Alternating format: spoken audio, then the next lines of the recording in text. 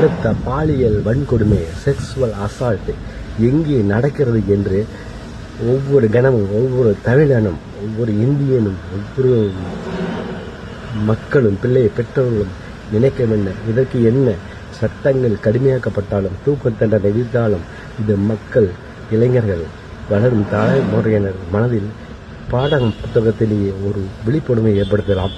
ஊருக்கு ஊர்காவல் படை எடுக்கலாம். அது காவல்துறையில் பதிவு பெற்ற ஊர்காவல் படை, மக்கள் படையாக இருக்கலாம். ஆனால் அந்த மக்கள் படையை வேடியை பயிரமைந்த கதையாக இருக்கக்கூடாது.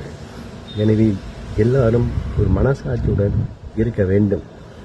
எந்த துறையும் வேலையே பயிரமைந்த கதையாக எந்த ஒரு அமைப்பு, மக்களால் அமைக்கப்படும் அமைப்பும் அது செயல்படக்கூடாது.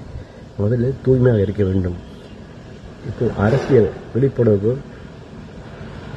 மக்கள் பணி, அரசுகள் பேன் மூலம், மிக அகன்ற டிஜிட்டல் துறை மூலம் அவர்கள் செய்த சாதனைகளை ஒவ்வொரு கிராமமாக செய்கிறார். இந்த மாதிரி விழிப்புணர்வுகளை உடனடியாக நம்ம ஸ்டார்ட் பண்ண வேண்டும். அமைதியாக இருந்துவிட்டால் அடுத்த ஒரு நிகழ்ச்சி, அடுத்த ஒரு போலீஸ் விசாரணை, அதுக்கு ஒரு முதலமைச்சர் அவர்கள் அந்த தொடர்புள்ள பெண்ணை, அப்பா அம்மாவை போன பேசுவது, இப்படியே எல்லா ஆட்சி காலத்திலும் நடந்தவங்க. இது ஒரு ஆட்சி, இன்னொரு ஆட்சி. இப்பொழுதுதான் எடப்பாடி பழனிசாமி அவர்கள் கட்சி உட்பூசலிருந்து வெளியே வந்து அறிக்கை கொடுத்திருக்கிறார். இந்த ஆட்சியில் என்னென்ன நடக்கப் போகிறதோ என்று, பொய்க்கால் குதிரை ஆட்சி என்று சொல்கிறார். அரசியலுக்கு வந்து விட்டார். நடப்பு அரசியல் முதலமைச்சர் விஜய் ஆட்சியின் குறைகளை சுட்டிக்காட்டுவது இயற்கை. ஏனால் ஒரு எதிர்க்கட்சி சுட்டிக்காட்டினால்தான் ஆளுங்கட்சிக்கு மேலும் மேலும் விழிப்புணர்வு வரும். அதிகமாக பாராட்டுகிறோம். இதற்கு என்ன வழி? அடுத்த பாலியல் இன்னொரு பெண் எங்கே எப்போது வன்கொடுமை செய்யப்படுகிறது யாருக்குமே தெரியாது. இதற்கு என்ன செய்ய வேண்டும்? போலீஸ் துறை என்ன செய்யும்?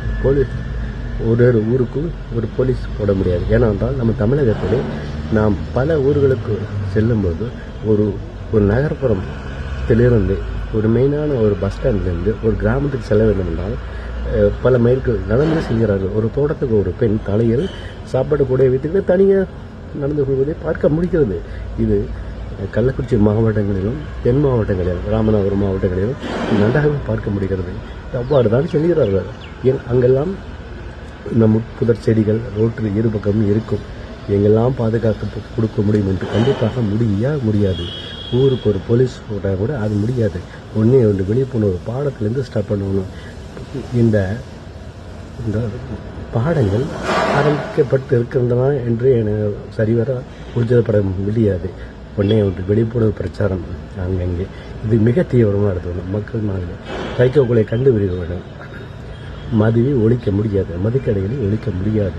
ஏன்னா மதுக்கடையை ஒழித்தால் அவர்கள் கைகால் நடுங்கி அதிக நோயாளி ஆகிவிடுவார்கள்.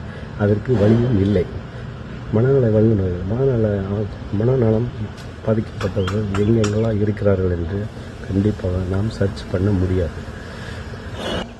புதிதாக ஒன்றை கண்டுபிடிக்க வேண்டும். புதிதாக ஒரு முயற்சியில் ஈடுபட வேண்டும். ஒட்டுமொத்த கட்சியில் அனைத்து கட்சி கூட்டங்களும், அனைத்து கட்சி மகளிர் ஆணையத்தை சேர்ந்தவர்கள், அனைத்து கட்சி மகளிர் அமைப்புகளும் சேர்ந்து ஒரு உளவில் ரீதியாக ஒரு அமைப்பை கண்டுபிடிக்கும், ஒரு விஷயத்தை கண்டுபிடிக்கணும். அந்த விஷயம் என்ன? இதுதான் கேள்வி. இந்த விஷயத்தை கண்டுபிடிப்பார்கள், முயற்சி செய்வார்கள். முக்கியமாக மாதர் அமைப்பு ஒன்று சேர வேண்டும். அவர்கள் உடனடியாக தினமும் இதை பற்றி ஆலோசிக்க வேண்டும். பிஞ்சுகளில் தீக்கு இரையாவதை தடுக்க வேண்டும், முயற்சி செய்ய வேண்டும் என்று விரும்பி கேட்டுக்கொள்கிறேன்.